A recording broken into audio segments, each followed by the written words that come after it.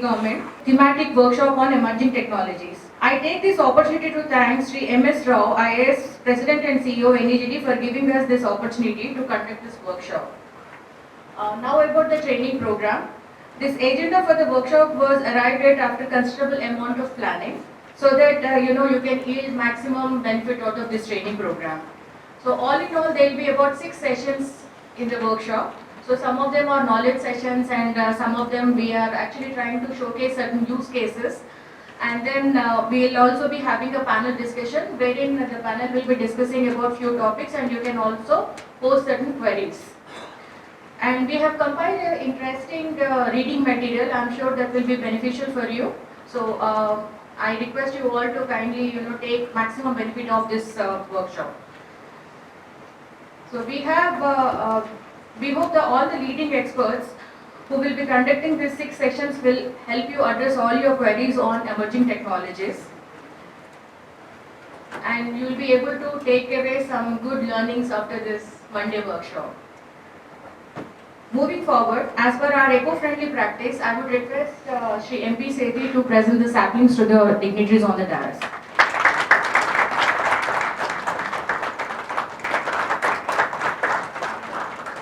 Good morning, everybody. On behalf of the Director General of the Institute, I extend warm welcome to Dr. Murthy, Scientist G, and Group Coordinator MITI, Shri Kamal Jain, Senior General Manager Capacity Building, NEGD, Srimati Sridevi Ayuri, Program Director, other dignitaries and delegates and participants from the other states in this workshop on emerging technologies. The Institute is hosting this workshop sponsored by NEGD and feels privileged to be a partner in various aspects involving use of contemporary and emerging technologies and tools in government decision support systems and processes.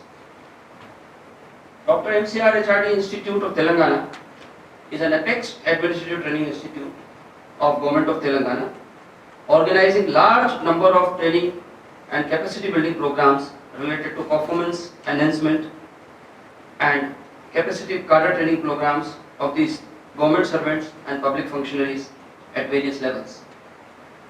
The institute is a national level training institute involved in organizing foundation training programs for All India services and Group A central services. Last year, we organized the largest foundation program of 316 All India service officers and central civil service officers, biggest batch ever in the history of the institute. We have just completed last week the first ever foundation training program for military engineering services belonging to Indian Defence Service of Engineers and Indian Defence Contract Management cadres. The institute also conducted an international training program for officers from ASEAN countries on e-payments, financial inclusion and social security, March this year. The institute is an acknowledged center of excellence in piloting and implementing innovative training and capacity building strategies. We are implementing national training policy doctrine of training for all and training anytime, anywhere in the letter and spirit. Shifting the training paradigm from face-to-face training to blended training programs and e-learning, making extensive use of the state-of-art technology. This year, in fact, we are planning to train unparalleled about 40,000 frontline government servants using 15 e-learning modules developed by DOPT, Government of India. In the last 2 years, in fact, combined, we trained about 38,000 employees in the districts, mandals and villages. The institute also organizes a large number of trainer development programs, capacity building programs on RTI, Smart Cities, Amrit Mission, to name some of them. The institute campus is of 35 acres, is full of greenery and state-of-art infrastructure in classrooms and lodging and boarding facilities. Please utilize these institute facilities to the extent you can spare some time from the workshop proceedings. And to launch our e-learning programs, we have our own LMS, Learning Management System. We call it TEAMS, Telangana E-Learning Management Systems. In the present times, with exponential growth and speed of technology, every organization, including government, need to align their systems and processes using latest and relevant technologies proactively for effective functioning. The central issues, therefore, is how to leverage emerging technologies in the process of organizational transformation, which is the main theme of the workshop. There will be panel discussions, I am sure, which will be and followed by a number of technical and sessions based on specific themes with case studies and real life examples and illustrations. I am very sure these sessions and discussions will be lively, interesting and full of ideas for potential usage and adaptation.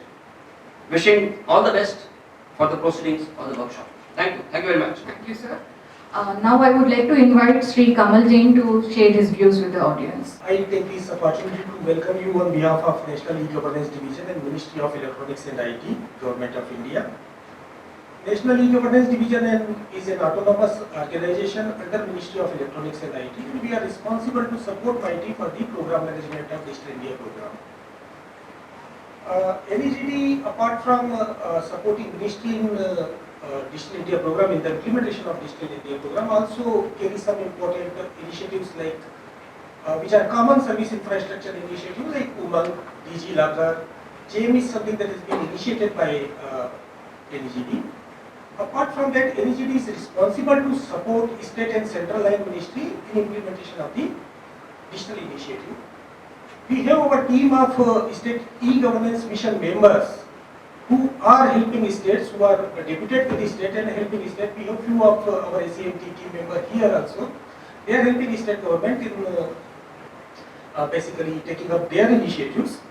At the same time, we from the NEGD also try to build up internal capacity within the government, and that's how this training program is all about. So this is a part of the capacity building initiative of the National E-Governance Division, with the objective to build the internal capacity of the government officials.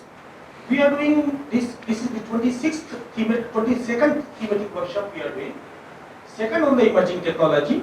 Apart from that, we have been doing these thematic workshops on cyber security, digital payments. We did a series of workshops on digital payment, digital standards, and various other important themes.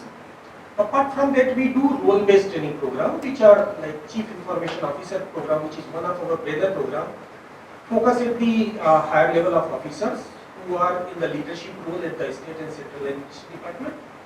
Then we have Chief Information Officer training program, which is at the champion level. These are the people who actually are responsible to lead and implement e-governance project, digital projects in their respective state. Looking at the cyber security scenario, emerging threats, we have come up with a Chief Information Security Officer program, which is again for the people from the officers who are responsible to observe cyber security in the government domain, both from the public sector and the core government. Apart from that, we have recently launched an MBA program, an 18-month full MBA program with Indian Institute of Management, Vizag, to basically to promote digital governance as a e-governance domain as a academic discipline. As Sri Ravi has shared, this workshop is focused mainly on the awareness and sensitization part of the potential and implication of the emerging technology. Now this is something which is disruptive, it's going to change everything, and that's what we thought it would be right time to take it ahead.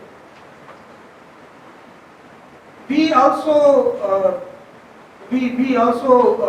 have hope this workshop will be able to it's like help you to understand that where exactly this technology are adding value, or where we can still the conventional technology is good to deliver the desired objective. So perhaps there is one of the area that we thought would be good to discuss during this workshop, and you also would be as a government officer responsible to invest public money would be able to appreciate that where exactly the actual value is being added by these emerging technology.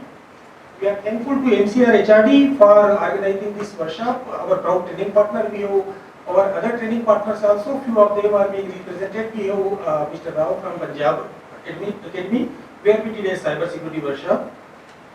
I won't take much time, then anyway we are going to deliberate this entire day. I wish you a very happy cross learning during this workshop. Thank you very much. Thank you, Kamalji. I'm happy to share that Sri MS Rao, President and CEO of NEGD, has agreed to address us. Due to his prior commitment, he could not be physically present here, but however, he is going to address us through VC. So now I would like to invite Sri MS Rao to kindly address the audience. Madam Sridevi, for hosting this event, and I would like to compliment you as well as the NEGD capacity building team for the excellent participation that I can see. I think there are a very large number of participants from many states. Sorry, I joined late. Actually, I could only briefly hear what Mr. Kamal Jain was speaking.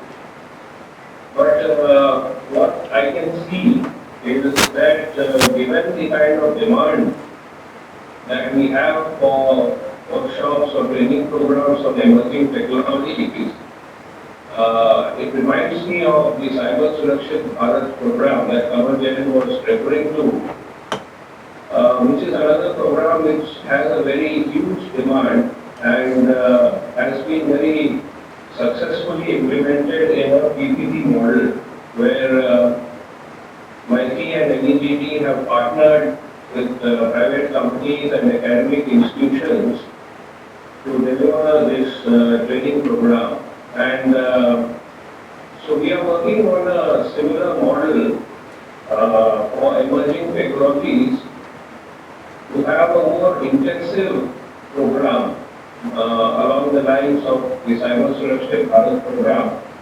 And in fact, Intel has already volunteered, and also I think Madam Shweta Khurana is also there as a resource person. Intel has already volunteered for this effort, and we are in touch with some other companies, and Intel has also promised to onboard some more companies. So I hope very soon we'll have more intensive programs on emerging technologies. This one-day workshop, I can see from the agenda, has been drawn up quite nicely, given that it's a one-day program. And the focus here is essentially on AI and blockchain. Now, Dr. Murthy is representing us from MIT. And I think in the first session, he and Professor Sonar from IIT Mumbai and Madam Shweta Khurana from Intel, they are taking this session on emerging technologies. Dr. Murthy, as you may be aware, heads the R&D division here. He is closely aligned with the AI initiatives of the ministry. And he also, Vishwesvaraya PhD program, which is a very unique program exclusively in electronics, IT sectors, and perhaps is the best run program in the country, PhD program. And there are a lot of research fellows who are working in the AI and emerging technologies domain. So this is a program which perhaps in future, given the importance to emerging technologies, could be more specifically dedicated towards promoting PhD in emerging technologies, which is extremely essential for the country. We have had association with Professor Sonar also from IIT Mumbai. In fact, I personally met him also. And he also conducts courses on AI in which our officers have participated. and I have received good feedback. Though I discussed with Professor Sonar about how to improve that further. With Intel, we have very close, relations and working on various areas. You may have heard of the Ideate for India project, wherein the school children were encouraged to come up with creative solutions using technology, and they were also given exposure to AI and other emerging technologies. That was a very interesting project, and I don't know whether some of you were associated with that, but in case you get a chance to see the kind of work these children have been able to show, I was extremely impressed. These are school children from class 6 to 12, and amazing kind of solutions and ideas they have come up with. And I can also see that the next session will have G.T. Venkateswara Rao from the Telangana Government Special Commissioner. He will be talking about the Samartha Vedika project. He has made a presentation in Maithili also. This is a very interesting project which is kind of modeled along the very well-known data exchange platform X-Road of Estonia. So we'll try to draw some lessons from there and build a data exchange platform for implementing e-applications for citizens. I'm also happy to see that a startup has been associated with this plan. In fact, it's the startups which are very actively involved in working with the AI and other technology space. Now I'll just briefly dwell on what exactly MIT and NETD are doing in these areas. So far as the AI is concerned, we have, after extensive consultations, in fact 4 committees were formed, headed by very eminent people and drawing from industry, academia, government, and based on the reports of these committees, the national program on AI was drawn up. Now this national program is on a hub and spoke model, and the hub will be a national center on AI, and the spokes will be centers of excellence established across the country. The idea here is, in this national program, which is essentially aimed at looking towards implementation of AI within the government sector. So the national center will liaise with various ministries and state governments in identifying AI-amenable problems and which have impact on citizen services, and these will be passed on to the COEs,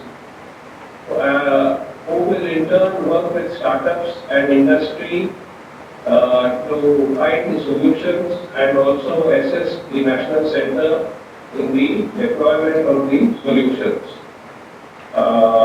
The entire effort will be funded through this national program, and the national center will also see that duplication of effort is avoided, so that the same thing is not done in 2-3 places parallelly. So the learnings from say one COE will be shared with others, and if a state has worked on something, these will also be collected and shared with others, because presently we have seen in e-governance domain a lot of parallel efforts go on, even though the solutions may be available within the government domain itself.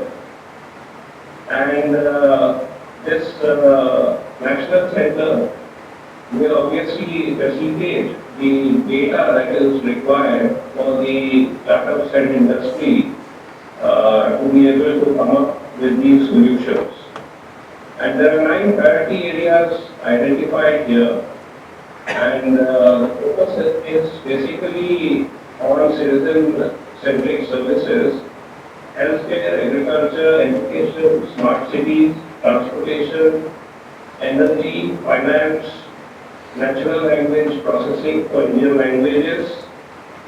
And in addition to that, there's one more sector which has been added considering its importance, which is cyber security. So this program is currently undergoing this process of sanction, and we are hoping that we should get this sanction soon. And once it is in place, then we will be able to assist central ministries as well as state governments to work for AI solutions in the government domain. Now, a similar effort has been initiated on the blockchain front as well. And in fact, Intel again here has helped us with a draft strategy document. We have received inputs from some other agencies as well. So we are collating all this and also working with the NISG, National Institute of Smart Government.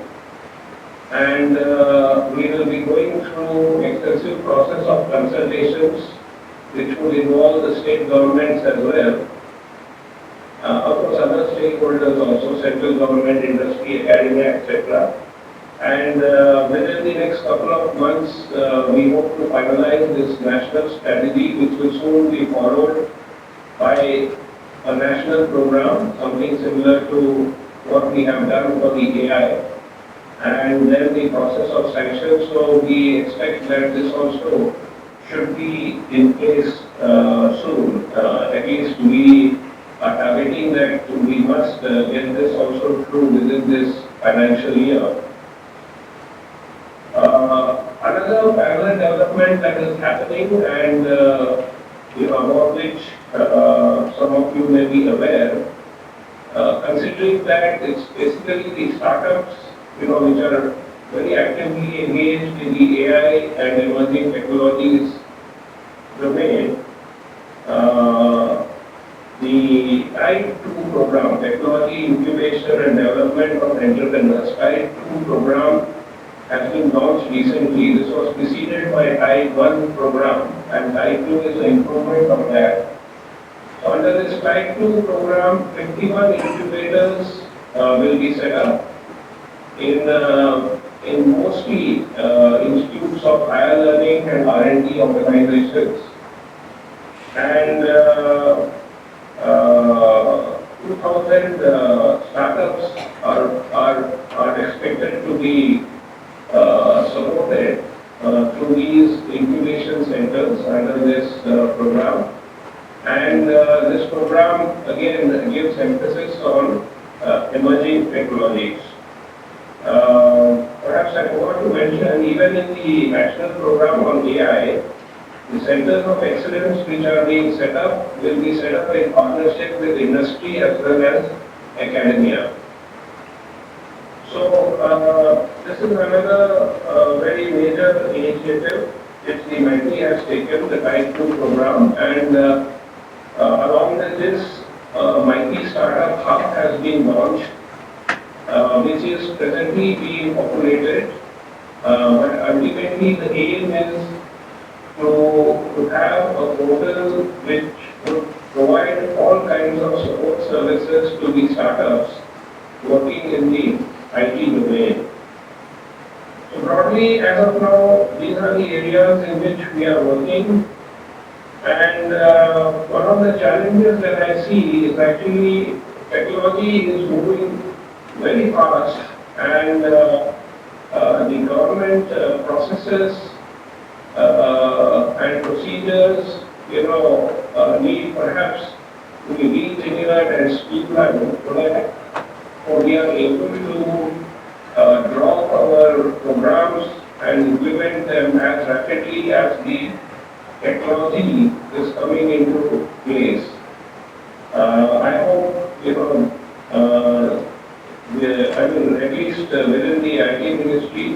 we are trying to streamline procedures so that these programs can be kick-started early. And along with this, the other challenge will be in terms of, framing of laws and regulations that would be required, for deployment of these solutions on AI and other emerging technologies. I hope that all of you will, have good learning from this one-day workshop that we are doing in partnership with MCR Technology Institute in Hyderabad. And as I mentioned earlier, we are in the process of developing more intensive programs on emerging technology. In fact, the space is expanding so quickly that later we also have to think in terms of dedicated programs for AI, blockchain, AR, VR, 5G, data analytics. I mean, there are so many. I think given the constraint of time and also, the difficulty in getting appropriate resources, the present workshop is, I can see, is more or less confined to AI and blockchain. But in future, we would definitely be addressing the other emerging technologies as well. So I extend my good wishes to all the resource persons as well as the participants, and hope that you have a very fruitful workshop. Thank you very much. Thank you, sir. Thank you for giving the perspective and sharing some of the initiatives taken up by MIT. I would like to ask the audience if you have any questions to ask President and CEO of NEGT. Sir, I think there are no questions. So thank you so much, sir. Thank you for your time. Very good morning to all of you. I'll be just briefly talking about what is the digital transformation, how the emerging technologies will foster India's digital transformation, and I will quote some of the use cases also during the process. So the world is changing massively during the last 10 years. In the good old days, we were in a closed door environments. We have protected our employees, we are protecting our security, and the controlled environment is there completely. All the applications are very local to the organization, and the data is within the organization, and finite networks are there, and physical data centers and with the connectivity used to be there. But now, the things have been changed. The cloud applications have come. Cloud is somewhere sitting across the globe. We do not know where the cloud is there, where the data center is located, and the security and the mobility and the access devices. You can access that data from anywhere, from any place. Now, CIOs and CTOs must protect their organizations.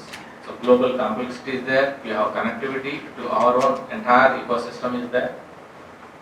And employees and customers and other stakeholders can be anywhere across the globe. So that's where we were. So with this, there are 5 trends which are impacting these technology trends, which are mobility, cloud applications, data structured, unstructured, and identities, and the IoT devices and edge devices. Data is flowing everywhere. So it's becoming very complex with these technologies. So what are these technologies which are impacting? IoT, big data, and AI combined together, which are affecting this. At the bottom layer, physical layer, you will be having IoT devices, various gadgets that you are using, you have been using it. And the next is connectivity between these. That is where you are getting this Internet of everything. And then with this, you will get what is called edge computing phenomena, where some of the applications where you are getting it, you need not go to the data center for calculations and computing. You can do it at the edge level itself. And from these data which is coming out, and then accumulation of this data, and then abstraction is coming out, where you are creating the platforms, and then you are building applications on top of it. These applications will give a lot of variety of benefits for the common man.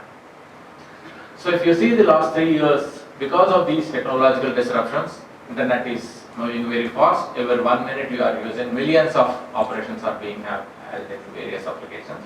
I'm not going into the details, you can get it from the.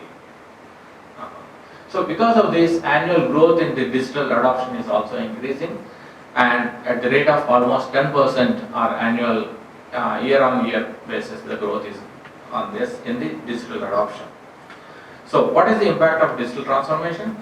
And we have chalked out the Digital India program, most of you are aware of. These are the 9 pillars of the Digital India, where you are having the networking and BharatNet SWAN and mobile JAM, Jandan and Aadhaar, and then mobile Trinity is there. And then e-governance standards and e-governance security, which are cutting across these technologies and various applications are being there. And with this, India is becoming one of the top 2 countries globally on many applications, and then digital adoption is the fastest in the globe. So India is now poised for digital economy. They strengthen IT and ITS services and the presence of global tech companies, tech giants. Momentum in electronics manufacturing has increased tremendously during the last 5-6 years, and vast spectrum of e-governance projects are being there, and big data and other applications are being used, and experience in digital platforms, Aadhaar, UPI, and the world largest platforms which are consuming this data. Technology institutions are abundant, technology talent is abundant, vibrant startup ecosystem is there, more than 1,000 startups are working alone in AI and big data and emerging technologies. Building blocks, telecom, data centers, NK and other things are there. There is a proactive stance in EVs, electronic vehicles and renewable energies, and very proactive government is there, policies and initiatives are there, national policy on electronics, national policy on software products, and national data protection activity bills, and national strategy for AI, personal data protection bills. All these very proactive incentives are coming from the government as well. So because of this, public platforms are becoming as catalyst for these applications. And now digital disruption is an opportunity and not a threat anymore for any of the companies. So the emerging technologies disrupt the potential globally. If you can see that the collapse of internal combustion vehicles may not be there in few years down the line, and transport as a service may be becoming much more relevant in few years down the line. By 2030, autonomous vehicles share US passenger miles of 95%. So you don't have to have a vehicle of your own. And household disposable income will be increased by $1 trillion. And number of vehicles down from 247 million globally in 2020 to 44 million in the next 10 years.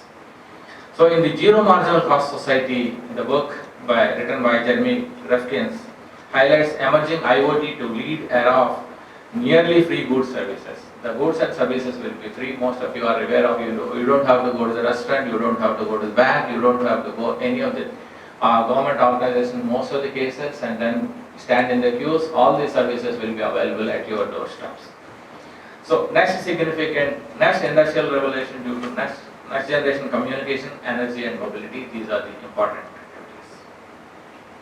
So with these digital platforms can unlock significant value for the country.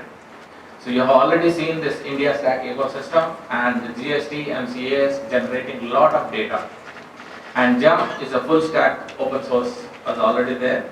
And with these platforms, the digital ecosystem are becoming visible, and you are within a few years, you are getting 10-fold increase and 100-fold increase in many of the applications and the systems that you are citizen-centric services. The digital ecosystem are becoming visible in the job seekers, online talent, and agricultural output transacted through e-marketplace and government procurement through various GEM and other portals. Not only this, some of the applications in the industrial automation. Now, some of the large companies, large construction companies, they need not go, the supervisors need not go each site and then see that the progress, and then the reporting also done automatically through various electronic gadgets. And most of the people, you can see that IoT devices, even most of the helpers are also being replaced by the machines, and most of the industries you are getting. And Universal Agriculture Marketplace provides some of the states like Meghalaya, Andhra and other places where the agriculture produce By seeing the image of that, they can find out what would be the grading of that agricultural produce, and then you can get the price of that, and that you can link it to the transporters. Transporters will help you to take that agricultural produce to the market and then get the best price value. So some of these applications are being developed and then being used in the government and for the citizen services as well. End-to-end digital supply chain also is there. Now you can safely send some of your goods just by sitting in your place and then transport to various places. And efficient transportation and logistics using these technologies, emerging technologies, you can reduce the cost by 35% of transportation alone. And precision agriculture, what exactly the water is there. And because of the pressure for the farmers to increase their income for the agricultural produce, most of the people are thinking what type of crop, what type of seeds that they want to use it. But the important ingredient for getting this agricultural produce is water. Whether the water that is being taken for that also, AI can help them in finding out what are the water content in that region and how the plants are absorbing that water to grow. So one of the experiments that we have done very recently in the orange growers in the Nagpur area, some of the plants are not taking that water because of some of the content in that water, that the treatment of the water can increase the production of agriculture just by water itself. So some of these experiments, these emerging technologies will help in getting this. So emerging technology startups are coming up. India is seen the promising area for the startups in this year. And you have already heard from the Mr. Rao that there are Mighty Startup Hub has been started, and we have started this technology development for entrepreneurship also. Around 44 plus centers of excellence are being set up in various areas. Each center of excellence will be specific one, like for example IoT, AI and machine learning, fintech, like this, AR, VR. Some of these applications and technologies are being developed by the startup companies. And there is also a proposal in the government that for testing some of the government use cases, you can employ some of the startups also. The proposal is still on the discussion stage, but some percentage of the total government procurement can be catered to the startup companies, so that you can promote the startup company, you can test the value, the results of the startup companies for the applications of the government itself. So with this, we have worked with the McKinsey for what are the new areas where the the value system can be increased. The digital economy of $1 trillion economy by 2025. There is the 9 areas where this emerging technologies will boost the digital economy. So one is energy, the other one is education, healthcare, e-governance, and IT infrastructure and software capabilities. And next generation financial services, doubling the farmers' income, make in India and make for India and make for the world, jobs and future skills. So these are the 9 areas where we are from the Mighty focusing mainly on increasing the digital economy of this country. So of course with this, there's a lot of skill development, upskilling is required, and it was estimated that at least 40 million people need to be reskilled and redeployed in various stages. And there was myths and rumors that most of the people will become jobless. It is not true. These people need to be reskilled and upskilled and then redeployed in various places. You might have seen that 30 years down the line, when the computers were not there and people were, there was so many rumors that while implementing these computers in the railway reservation systems and others, many people will become jobless. It is not that. You have already seen that the technology helps you in delivering and ease of business and delivering very efficiently. The efficiency of the labor will be increased by this. Say for example in the construction, again in the industry, the masons that they are using the normal simple tools, they may be using in the new technologies, so they need to be reskilled in these technologies, how to use this for the various applications of the construction. Similarly, other technicians who are using normal simple tools, for those technicians need to be reskilled in these areas of new emerging technologies. Harnessing digital opportunity, there are 3 action points which are required for this country. Digital foundation is the first one. A strong digital foundation is required. You can have a universal coverage of digital identity and a single authentication for various frameworks, and world-class environment and data storage, and digitized data utilities, and digital reach is the next one, affordable high-speed internet connectivity to all, and universal digital literacy, and you need to create some of the solutions for various problems which are unsolved. New digital platforms are the need of the hour. So creating digital economy, you need to have digital and data-backed innovation and boost the productivity. Vibrant IT, BPM and telecom electronics manufacturing, these areas need to be there.